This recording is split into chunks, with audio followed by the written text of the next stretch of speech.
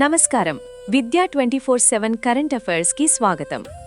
ఎన్నో సమకాలీన ఆసక్తికర అంశాలు మీ ముందుకు తీసుకురావాలనే ఈ ప్రయత్నాన్ని మీరు మీ లైక్, సబ్స్క్రైబ్ మరియు కామెంట్ల ద్వారా ప్రోత్సహించండి.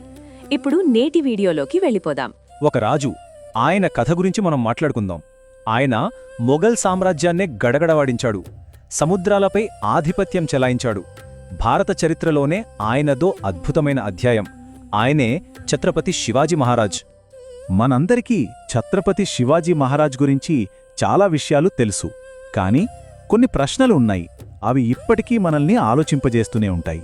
అందులో మొదటి ప్రశ్న ఏంటంటే, ఇక రెండో ప్రశ్నకొస్తే, ఇది ఆయన ధైర్యానికి, ఆయన తెలివితేటలకు ఒక నిలువుతద్దం లాంటిది. ఇక చివరిగా మూడో ప్రశ్న, అసలు ఒక సాధారణ సర్దారుడి కొడుకు ఒక యుగపురుషుడిగా ఎలా మారగలిగాడు? ఆయన వెనకున్న ఆ గొప్ప ఆలోచన ఏంటి? సరే, ఇప్పుడు కథలోకి వెళదాం. సంవత్సరం 1630. అప్పటి భారతదేశం మొత్తం విదేశీ పాలకుల చేతుల్లో ఉంది. ఒకవైపు దక్కన్ సుల్తాన్లు, మరోవైపు ఉత్తరాన మొఘల్ సామ్రాజ్యం. అంతా అంధకారమే. సరిగ్గా అలాంటి సమయంలో శివనేరి కోటలో ఒక కొత్త శకానికి నాంది పడింది. చూడండి, శివాజీ లక్ష్యం కేవలం రాజ్యాలను గెలవడం కాదు. ఆయన ఒక సరికొత్త ఆలోచనకు జీవం పోశాడు. అదే హిందవీ స్వరాజ్యం. అసలు ఏంటి హిందవీ స్వరాజ్యం అంటే? మనల్ని మనమే పరిపాలించుకోవడం, మన సంస్కృతిని, మన ధర్మాన్ని మనమే రక్షించుకోవడం అన్నమాట. ఊహించండి, కేవలం 16 ఏళ్ల వయసులో శివాజీ తన మొదటి కోటను గెలుచుకున్నాడు. అది ఒక చిన్న విజయమే కావచ్చు, కాని అది ఒక మహోద్యమానికి నాంది పలికింది. అప్పటి బలిష్టమైన సామ్రాజ్యాలను సవాలు చేసే ఒక మహాయజ్ఞానికి అదే శ్రీకారం చుట్టింది. స్వరాజ్యం స్థాపించాలంటే సంప్రదాయ యుద్ధ పద్ధతులు సరిపోవు. అందుకే శివాజీ కొత్త యుద్ధ తంత్రాలు వాడాడు. వాటిలో ఆయనకు నిపుణుడు. కాని ఆయన జీవితంలో ఎదుర్కొన్న అతిపెద్ద సవాలు యుద్ధభూమిలో ఎదురవలేదు. అది ఏకంగా శత్రువు కోటలోనే ఎదురైంది. ఆయన వాడిన ఆ తంత్రమే గనిమీ కావా, అంటే గెరిల్లా యుద్ధమన్నమాట. మెరుపు వేగంతో దాడి చేయడం, శత్రువు తేరుకునేలోపే మాయమవడం. శివాజీ సైన్యం సంఖ్యలో చిన్నదే, కాని వాళ్ల వేగానికి, ధైర్యానికి అంతులేదు. ఇక 1666వ సంవత్సరం మొఘల్ చక్రవర్తి ఔరంగజేబ్ నుండి శివాజీకి ఒక పిలుపు వచ్చింది. పైకి చూస్తే అదో గౌరవం, కాని లోపల అదొక కుట్ర. దాన్ని నమ్మి ఆగ్రా వెళ్లిన శివాజీకి అర్థమైంది, తాను మోసపోయానని, శత్రువుల నడిబొడ్డున బందీ అయిపోయానని. ఔరంగజేబ్ గురించి చెప్పాలంటే ఆయన క్రూరత్వానికి హద్దుల్లేవు. సొంత అన్నదమ్ముల్ని చంపి కన్న తండ్రినే జైల్లో పెట్టి సింహాసనమెక్కినవాడు. అలాంటి వాడి చేతికి చిక్కితే ఇక మరణం తప్ప మరో మార్గం లేదు. కాని శివాజీ కేవలం యోధుడు కాదు, అంతకు మించిన వ్యూహకర్త. ఆయన ఒక అద్భుతమైన ప్లాన్ వేశాడు. మొదట తనకు తీవ్రమైన అనారోగ్యం వచ్చినట్టు నటించాడు. ఆ తర్వాత తనతో వచ్చిన సైన్యాన్ని వెనక్కి పంపించేశాడు.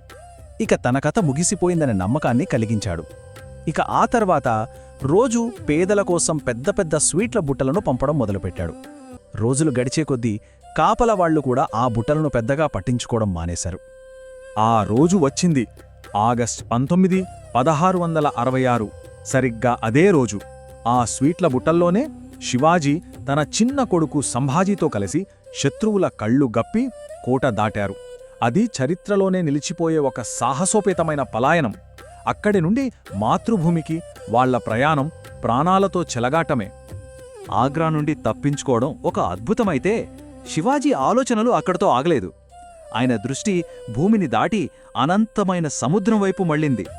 ఆయనకు ఒక కొత్త యుద్ధక్షేత్రం కనిపించింది. శివాజీ ఒక విషయాన్ని చాలా స్పష్టంగా గ్రహించారు. భూమి మీద మనం ఎంత బలంగా ఉన్నా సముద్రం మీద పట్టు లేకపోతే మన రాజ్యానికి రక్షణ ఉండదు. ఎందుకంటే విదేశీ శక్తులన్నీ సముద్ర మార్గం గుండానే వస్తున్నాయి. దాన్ని అడ్డుకోవాలి. సరిగ్గా అందుకే 1654లోనే ఆయన మరాఠా నౌకాదళానికి పునాది వేశాడు. దాని ఉద్దేశ్యం కేవలం యుద్ధం చేయడమే కాదు, కొంకణ్ తీరాన్ని కాపాడాలి, మన సముద్ర వాణిజ్యాన్ని మనమే నియంత్రించాలి, పోర్చుగీస్, బ్రిటిష్ వాళ్ల ఆధిపత్యాన్ని సవాలు చెయ్యాలి. చెప్పాలంటే ఇది సముద్రంలో స్వరాజ్య స్థాపన. ఈ నౌకాదళానికి అండగా ఉండటానికి శివాజీ సముద్రం మధ్యలోనే కోటలు కట్టించాడు. ఉవ్వెత్తున ఎగిసిపడే అలల మధ్య ఎవరూ జయించలేని విధంగా నిలబడే ఆ కోటల్లో ఒకటి మరాఠా నౌకాదళానికి కిరీటంలాంటిది. ఆ కోట పేరే సింధుదుర్గ్. 1664లో సముద్రం మధ్యలో ఒక రాతి ద్వీపం మీద దీన్ని నిర్మించారు. ఇది కేవలం ఒక కోట కాదు, అరేబియా సముద్రంపై మరాఠాల ఆధిపత్యాన్ని చాటిచెప్పే ఒక అభేద్యమైన నావికా స్థావరం. దశాబ్దాల పోరాటం, లెక్కలేనన్ని త్యాగాలు, చివరికి శివాజీ జీవితాంతం కన్న కల నెరవేరింది. ఆయన స్వరాజ్య స్వప్నం నిజమైంది. ఆ రోజు జూన్ 6, 1674 రాయగఢ్ కోటలో శివాజీ ఛత్రపతిగా పట్టాభిషిక్తుడయ్యారు. అది కేవలం ఒక రాజు పట్టాభిషేకం కాదు, వందల సంవత్సరాల విదేశీ పాలన తర్వాత భారతదేశంలో ఒక హిందూ సార్వభౌమ సామ్రాజ్యం అధికారికంగా పురుడుపోసుకున్న చారిత్రాత్మక క్షణమది. కాని విధి చాలా విచిత్రమైనది. కేవలం 50 ఏళ్ల వయసులోనే ఆ మహనీయుడు హఠాత్తుగా వచ్చిన అనారోగ్యంతో కన్నుమూశారు. ఆయన కల, ఆయన సామ్రాజ్యం అంతా అర్ధాంతరంగా ముగిసిపోయింది. ఆయన కష్టపడి నిర్మించిన ఆ సామ్రాజ్య భవిష్యత్తు ఒక్కసారిగా ప్రశ్నార్థకంగా మారింది. భౌతికంగా శివాజీ శకం ముగిసి ఉండొచ్చు, కాని ఆయన వదిలి వెళ్లిన వారసత్వం అప్పుడే మొదలైంది. సరే, ఇప్పుడు మనం మొదట్లో వేసుకున్న ఆ 3 ప్రశ్నలకు సమాధానాలు చూద్దాం. చూసారా, ఆయన ప్రతి పని వెనుక ఒక బలమైన కారణం, ఒక గొప్ప దృష్టి ఉంది. నౌకాదళాన్ని ఎందుకు నిర్మించాడు? ఎందుకంటే నిజమైన స్వాతంత్ర్యానికి సముద్రంపై పట్టు ఉండాలని ఆయనకు తెలుసు. ఆగ్రా నుండి ఎలా తప్పించుకున్నాడు? తన అద్భుతమైన తెలివితేటలతో, ధైర్యంతో. అసలొక సామ్రాజ్యాన్ని ఎలా నిర్మించగలిగాడు? హిందవీ స్వరాజ్యం అనే ఒక శక్తివంతమైన ఆలోచనతో, తన ప్రజలందర్నీ ఏకం చేసిన ఆశయంతో. ఆయన వారసత్వం కాలం గడిచే కొద్దీ ఇంకా పెరుగుతూనే ఉంది. కొన్ని ఆసక్తికరమైన విషయాలు చూద్దాం. ఆయన నావికా వ్యూహాలు 250 ఏళ్ల తర్వాత వచ్చిన ఆధునిక నిపుణుల ఆలోచనల కన్నా ముందున్నాయి. అందుకే కదా ఆయన్ని భారత నౌకాదళ పితామహుడు అని గౌరవిస్తాం. ఇక ఆయన కట్టిన 300కు పైగా కోటలు ఇప్పటికీ ఆయన రక్షణా వ్యూహాలకు సజీవ సాక్ష్యాలుగా నిలిచాయి. చివరగా ఒక్క మాట, శివాజీ కేవలం ఒక రాజు కాదు.